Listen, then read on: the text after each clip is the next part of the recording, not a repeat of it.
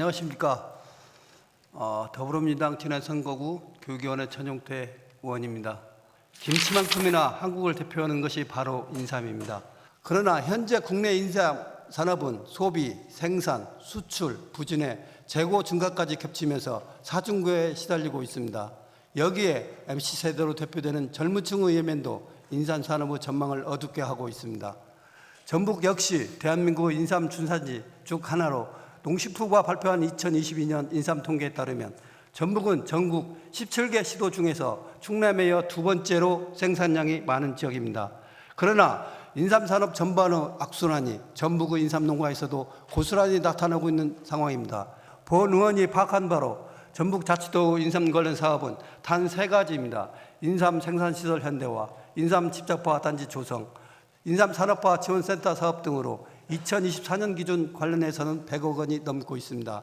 하지만 예산의 세부 내용을 살펴보면 전북자치도 인삼농가 지원 예산은 미미하기 그지없습니다. 지사님, 국내적 경기 불안과 기후변화와 등 우리 농업이 안고 있는 수많은 위기가 있습니다. 그렇기 때문에 인삼뿐만 아니라 도내 모든 농가를 지원해야 하는 지사님의 고민과 어려움을 충분히 이해할 수 있습니다. 하지만 앞서 세 가지 사업을 면밀히 살펴보면 전북자치도가 인삼농가 전체를 지원한 예산은 고작 4억 500만에 불과합니다. 그렇기 때문에 그간 전북자치도가 도내 인삼농가 어려움을 충분히 인식하고 도움을 주었다 말하기는 어렵다고 생각합니다. 지사께서 보시기에 전북 인삼농업에 안고 있는 가장 시급한 문제는 무엇이며 그간의 전북자치도 도내 인삼농업에 예산 지원이 충분했다고 보시는지 답변해 주시기 바랍니다. 지사님, 전북특별법에 반영된 다양한 특례 중에 농생명지구 지정과 지구 내 지능 사업으로 약용작물 육성 방안에 반영되어 있습니다. 해당 특례를 통해 인삼을 비롯한 동네 약용작물 지능 계획이 있으시면 답변해 주시기 바랍니다. 다음은 전북특별자치도 농업기술원에 대해 살펴보겠습니다.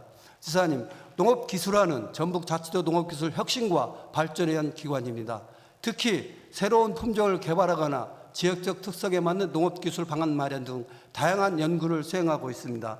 지사님, 농업기술원이 그간 이룬 성과는 무엇들이 있습니까?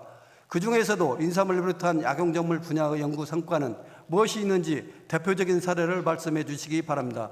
농업기술 홈페이지에서는 2015년부터 2023년까지 시험연구사업 과제계획서가 탑재되어 있습니다.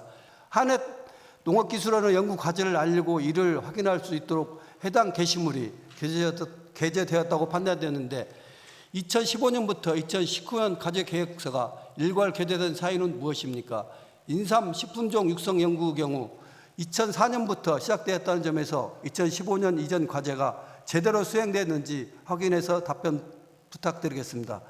아울러 2019년 이후 당해년도 과제계획서가 연초가 아닌 6월 혹은 해당 연도 12월에 게재되는 사유는 무엇인지 답변해 주시기 바랍니다. 지사님, 2004년부터 시작된 인삼 신품종 육성 연구 현재까지 성과는 무엇이 있는지 답변해 주시기 바랍니다.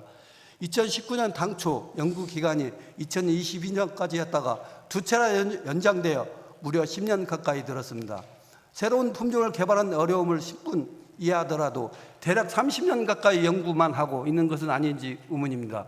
그러나 더 큰 의문은 연구 기간은 2031년까지 연장했음에도 2022년부터 해당 연구에 대한 과제 계획을 찾을 수 없다는 점이 이유는 무엇입니까? 지사님, 농업기술원 인삼 관련 연구비가 충분하다고 생각하시는지 답변해 주시기 바랍니다. 2022년 한 해만 유독 연구비가 급작스럽게 줄어든 이유는 무엇인지 밝혀 주시기 바랍니다. 덧붙여 특자도법에 담긴 약용작물 진흥 사업과 관련해 인삼에 대한 연구 개발비를 적극 투자할 의향이 있으신지 답변해 주시기 바랍니다. 마지막으로 도내 모든 인삼농가의 현재 어려움을 해소할 수 있는 방안 마련에 대해 질문하겠습니다. 지금 상태라면 도내 인삼 산업기반 붕괴, 인삼 경작면적 감소 및 경쟁농가 이탈로 타작물 재배 증가와 연쇄적인 가격 하락까지 우려되고 있습니다. 앞서 언급드린 바 있으나 전북자치도는 인삼 농업에 대한 지원은커녕 발전을 위한 기반 마련 역시 턱없이 부족하게 보입니다. 지사께서는 전북자치도 인삼농업 어려움을 어떻게 풀어나가실 것인지 보관을 말씀해 주시기 바랍니다.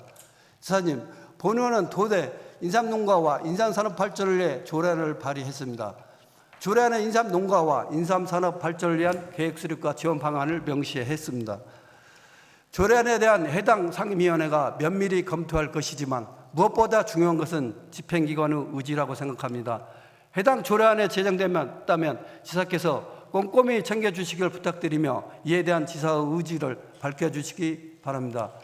무엇보다 중요한 것은 인삼농가가 지금 현재 어려움을 버텨낼 수 있도록 지원하는 방안 마련이 시급하다는 점입니다.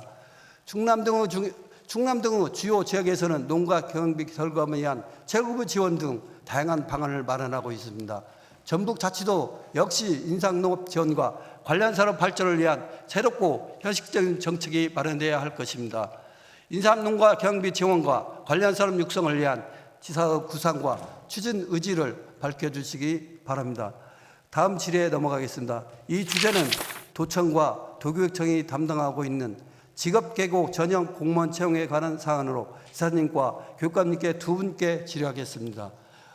마이스터 고등학교와 특성화 고등학교를 직업계고 학교로 분류합니다. 사회 구성원으로서 필요한 기술과 지식을 배우는 직업계고 특성화를 위해 정부를 비롯한 각 지자체가 국가직, 지방직, 공무원 채용에 있어 직업계고 전형을 두고 운영 중입니다. 지역 인재는 국가직 공무원을 뜻하고 그 외에는 도내에서 도청과 도교육청, 지자체에서 모집한 공무원을 의미합니다. 합격자 수를 보면 국가직 공무원 합격자 수보다 전북 내 지방직 공무원 합격자 수가 월등히 많은데 이는 직업계고 학생들이 졸업 후에도 전북에 남고자 하는 수요를 보여주는 것입니다.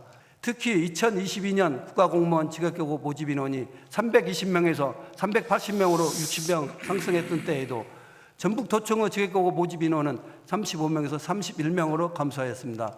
지사님, 도내 고등학교에서 배웠던 전문기술을 살려있는 공직자들 꿈을 키우는 학생들에게는 조금 더 안정적인 정원 모집을 실시하는 것이 필요하다고 보는데 이에 공감하시는지 묻겠습니다.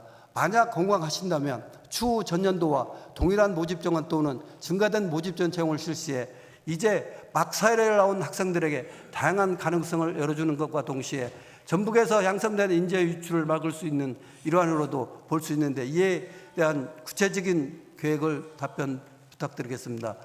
지사님, 그럼에도 도내 직업계고 활성화와 학생들의 취업계 확대를 위한 다양한 직렬 확대가 필요하다고 보는데 현재 채용을 진행하고 있는 직렬 외에 분야를 확대할 수 있는 영역이 있는지 검토해 보신 적이 있다면 답변해 주시기 바랍니다. 또한 직렬 확대와 모집 정원 확대를 위해 필요한 교육과 채용 계획이 직업계고 학생들과 관계자에게 빠르게 요청되고 공유되어야 한다고 보는데 이를 위해 직업계고 교육과정을 총괄하는 도교육청과 긴밀한 소통으로 필요한 인재를 양성할 수 있는 여건을 요청하고 인재를 영입하는 방법에 대해 어떻게 생각하시는지 만약 직렬 확대나 도청의 인력 수요에 맞춘 직업계고 교육 과정을 협의가 어렵다면 그 이유가 무엇인지 그리고 앞으로 지사가 직업계고 유형의 공무원 채용에 대한 방향성과 구체적인 계획이 어떻게 되시는지 묻겠습니다. 다음으로 교육감님께 질문하겠습니다. 2020년에는 단 5명 뽑은 인원 중 3명만이 선발되었고 2023년에는 단 3명 중 정원 중 1명만 선발되었습니다. 모집 인원보다 선발 인원이 적었던 직렬은 공교롭게도 시설 직렬로 건축 직렬 동일했습니다. 이는 건축 직렬에 대한 학생 공급이 원활하지 않았거나 충족 기준을 만족하지 못한 이유 중 하나입니다.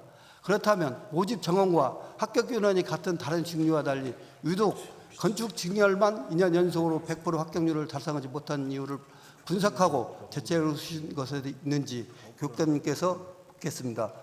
도교육청은 직업계고를 위해 직업교육 명목으로만 매년 약 400억가량의 예산을 드리고 있습니다. 교육감께서는 매년 드리는 400억 직업교육 예산을 직업교육 9급 경력 경쟁 모집 정원 확대로 확정하여 관심 가지셔야 할 것으로 판단됩니다. 매년 드리는 예산과 달리 도교육청에서 직업계고 학생들에게 제공할 수 있는 일자리에 대한 관심 부족은 앞으로 어떻게 개선하실 것인지 상세한 계획 답변 바랍니다. 또한 앞서 지사께 질의했던 것처럼 직업계고 활성화 일환으로 도청과 도교육청이 긴밀히 협의해 확대된 직류에 맞는 교육과 고3이 되어 알게 되는 모집 정원 규모가 아닌 진로를 결정하기 전 예상 모집 정원을 파악하여 학생들이 제공하는 것에 대해 어떻게 생각하시는지 필요성을 공감하신다면 구체적인 계획을 묻겠습니다.